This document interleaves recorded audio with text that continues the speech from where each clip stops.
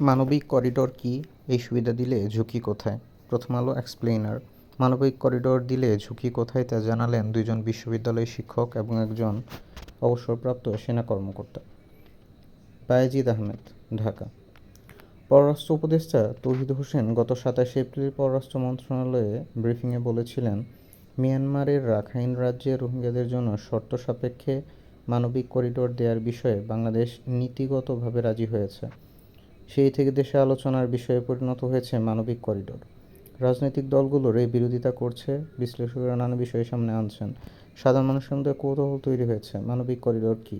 মানবিক করিডোর নিয়ে এত বিতর্ক কেন? মানবিক করিডোর দেওয়া হলে বাংলাদেশের জন্য কী কী ঝুঁকি তৈরি হবে? বিশ্বব্যাপী শরণার্থীদের নিয়ে কাজ করা আন্তর্জাতিক সংস্থা নরওয়েজিয়ান রিফিউজি কাউন্সিল বলেছে, মানবিক করিডোর মূলত একটা নির্দিষ্ট ভৌগোলিক অঞ্চলে নির্দিষ্ট সময়ের জন্য নিরাপদ প্যাসেজ বা চলাচলের পথ, যা নিয়ে সংঘর্ষরত পক্ষগুলোর মধ্যে চুক্তি হয়। এই করিডোর নাগরিকদের যাতায়াত সহ মানবিক সহায়তা দিতে বা আহত, অসুস্থ বা মৃত মানুষদের সরিয়ে নিতে সহায়ক হতে পারে। তাহলে বিশ্বব্যাপী শরণার্থীদের নিয়ে কাজ করা আন্তর্জাতিক সংস্থা নরওয়েজিয়ান রিফিউজি কাউন্সিল বলেছে, মানবিক করিডোর মূলত একটি নির্দিষ্ট ভৌগোলিক অঞ্চলে নির্দিষ্ট সময়ের জন্য নিরাপদ প্যাসেজ, একটা নির্দিষ্ট ভৌগোলিক অঞ্চলে নির্দিষ্ট সময়ের জন্য নিরাপদ প্যাসেজ বা চলাচলের পথ, যা নিয়ে সংঘর্ষরত পক্ষগুলোর মধ্যে চুক্তি হয়। এই করিডোর নাগরিকদের যাতায়াত সহ মানবিক সহায়তা দিতে বা আহত, অসুস্থ ও মৃত মানুষদের সরিয়ে নিতে সহায়ক হতে পারে। যুক্তরাষ্ট্রের ইউনিভার্সিটি অব সান ডিয়েগোর অর্থনৈতিক উন্নয়নের অধ্যাপক টোফার ম্যাকডুলে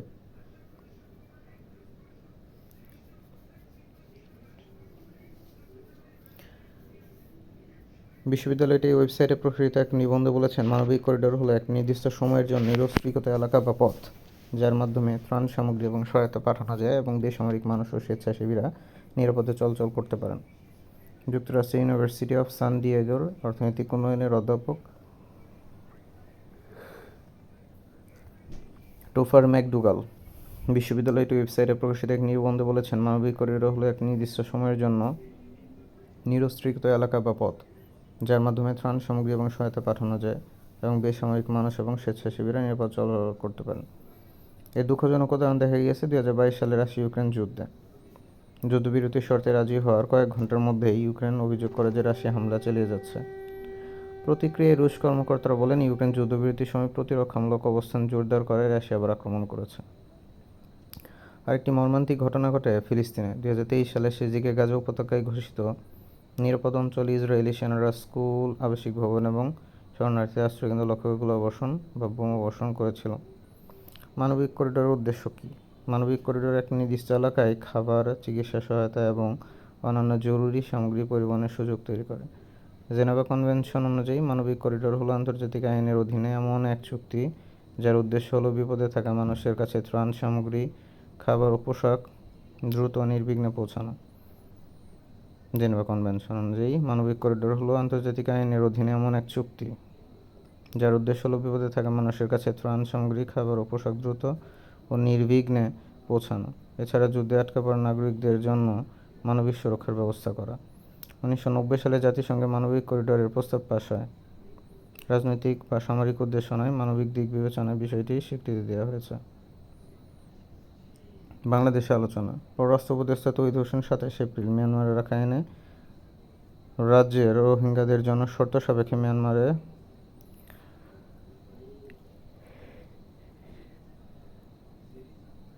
সাপেক্ষে মানবিক করিডোরের বিষয়টি সামনে আনার পর ব্যাপক আলোচনা তৈরি হয় 27 এপ্রিল। প্রধান উপদেষ্টা প্রেস সচিব শফিকুল আলম 29 এপ্রিল নিজের ফেসবুক অ্যাকাউন্টে লেখেন, রাখাইন রাজ্য যদি জাতিসংঘের নেতৃত্বে মানবিক সাহায্য দেওয়া হয় তাহলে বাংলাদেশ লজিস্টিক সাপোর্ট দিতে রাজি হবে। এটাই বাংলাদেশের অবস্থান। অন্যদিকে জাতীয় পরিষদের উপদেষ্টা ও প্রধান উপদেষ্টার রোহিঙ্গা সংক্রান্ত high representative Khalilur Rahman 4 May Bangladesh university of professionals বিইউপির মিলনায়তনে এক সেমিনারে বলেন, রাখাইন মানবিক করিডোর প্রতিষ্ঠার ব্যাপারে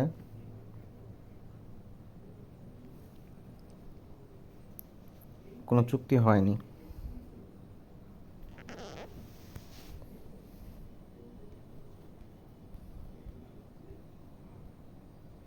পররাষ্ট্র উপদেষ্টা গত 27 এপ্রিল মানবিক করিডোর বিষয়টি নিয়ে কথা বলেন। এরপর শুরু হয় রাজনৈতিক বিতর্ক। রাজনৈতিক দলগুলোর বিরোধিতা করছে মানবিক করিডোরের ক্ষেত্রে নানা ঝুঁকি দেখছেন বিশ্লেষকেরা। তাহলে রাখাইনের অবস্থা কেমন? রাখাইন প্রদেশ, রাখাইন আর্মির সঙ্গে মিয়ানমার সেনাবাহিনীর যুদ্ধ চলছে। সেখানে দুর্ভিক্ষের আশঙ্কা করছে বিভিন্ন সংস্থা। নিরাপত্তা বিশ্লেষক বলেছেন, রাখাইনে খাদ্য নিয়ে কোনো ট্রাক বা গাড়ি ঢুকতে বাধা দিচ্ছে মিয়ানমারের সেনাবাহিনী। সেখানে সংঘাত, সহিংসতা এবং খাদ্য সংকটের কারণে সীমান্ত অতিক্রম করে বাংলাদেশে রোহিঙ্গা অনুপ্রবেশ অব্যাহত রয়েছে। শরণার্থীদের ত্রাণ প্রত্যাবাসন কমিশনের কার্যালয় হিসেবে গত এক বছরে 1,18,000 রোহিঙ্গা বাংলাদেশে এসেছে। 1,18,000 গত এক বছরে। বিশ্লেষকদের মতে মানবিক করিডোরের উদ্দেশ্য হিসেবে রোহিঙ্গাদের জন্য খাদ্য সহায়তা দেওয়ার কথা বলা হচ্ছে। এটি দেওয়া সম্ভব হলে বাংলাদেশে রোহিঙ্গা অনুপ্রবেশ ঠেকানো যাবে। সে ভাবনা থেকে অধ্যাপক মোহাম্মদ ইউনূস নেতৃত্বাধীন সরকার মানবিক করিডোর দেওয়ার বিষয়টি চিন্তা করে থাকতে পারে। ঝুঁকি কোথায়? মানবিক করিডোর দিলে বাংলাদেশের ঝুঁকি কোথায় তা জানতে দুজন বিশ্ববিদ্যালয়ের শিক্ষক একজন অবসরপ্রাপ্ত সেনাকর্মীর সাথে কথা বলেছেন এই প্রতিবেদক। তিনি বলেন, Bangladesh institute of peace and security স্টাডিজের প্রেসিডেন্ট মেজর জেনারেল অবসরপ্রাপ্ত আনম মনিরুজ্জামান, ঢাকা বিশ্ববিদ্যালয়ের শান্তি ও সংঘর্ষ অধ্যয়ন বিভাগের চেয়ারম্যান ভারপ্রাপ্ত সাজ্জাদ সিদ্দিকী এবং আন্তর্জাতিক সম্পর্ক বিভাগের চেয়ারম্যান অধ্যাপক এস.এম. আলী আশরাফ আনম মনিরুজ্জামান বিষয়টি সামনে এনেছেন। প্রথমত, রাখাইনে মানবিক করিডোর স্থাপনের বিষয়ে সরকারের পক্ষ থেকে স্বচ্ছতা নেই। মিয়ানমারের মতো প্রতিবেশী রাষ্ট্রের জটিল সংঘাতে বাংলাদেশে জড়িয়ে পড়া উচিত হবে না। দ্বিতীয়ত, মানবিক করিডোর দেওয়ার সিদ্ধান্তটি কঠিন, গুরুত্বপূর্ণ এবং স্পর্শকাতর। এটি পরিচালনার পাশাপাশি নিরাপত্তা দিতে হবে। এর সঙ্গে সম্পৃক্ত হলে বাংলাদেশের স্থল ও আকাশপথে ঝুঁকি আসবে। তৃতীয়ত, মিয়ানমারের সঙ্গে বাংলাদেশের কূটনৈতিক ব্যবসায়িক সম্পর্ক রয়েছে।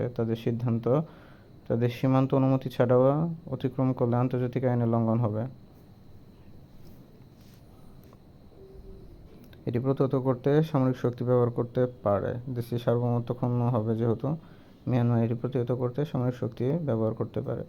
মানবিক করিডোরের নামে খাদ্য ও ত্রাণ ছাড়া অন্য কিছু যেন না যায় তা নিশ্চিত করতে হবে বলে মনে করেন ঢাকা বিশ্ববিদ্যালয়ের আন্তর্জাতিক সম্পর্ক বিভাগের চেয়ারম্যান অধ্যাপক আলী আশরাফ। তিনি বলেন, করিডোরের নামে খাদ্য সহায়তার পাশাপাশি যদি আরাকানে অস্ত্র বা গোলাবারুদ ঢোকে, যদি মিলিটারাইজেশন হয়, তাহলে পরিস্থিতি জটিল হবে, জাতীয় স্বার্থ ক্ষুণ্ণ হবে। এমন কাজ থেকে অন্তর্বর্তী সরকারকে বিরত থাকা উচিত। অন্যদিকে ঢাকা বিশ্ববিদ্যালয়ের শান্তি ও সংঘর্ষ অধ্যয়ন বিভাগের চেয়ারম্যান ভারপ্রাপ্ত সাজ্জাদ সিদ্দিকী বলেন, মানবিক করিডোর একটা বিতর্কিত পদক্ষেপ। আরাকানকে মানবিক করিডোর দেওয়া হলে রোহিঙ্গাদের মিয়ানমারে ফিরিয়ে নেওয়া প্রলম্বিত হতে পারে। সাজ্জাদ সিদ্দিকী আরও বলেন, রাখাইন আর্মির কোনো আন্তর্জাতিক স্বীকৃতি নেই। মনে রাখতে হবে, জান্তা সরকারকে চীন সবসময় সহায়তা দিচ্ছে। সুতরাং ভবিষ্যতে চীনের সঙ্গে বাংলাদেশের সম্পর্ক নষ্ট হতে পারে।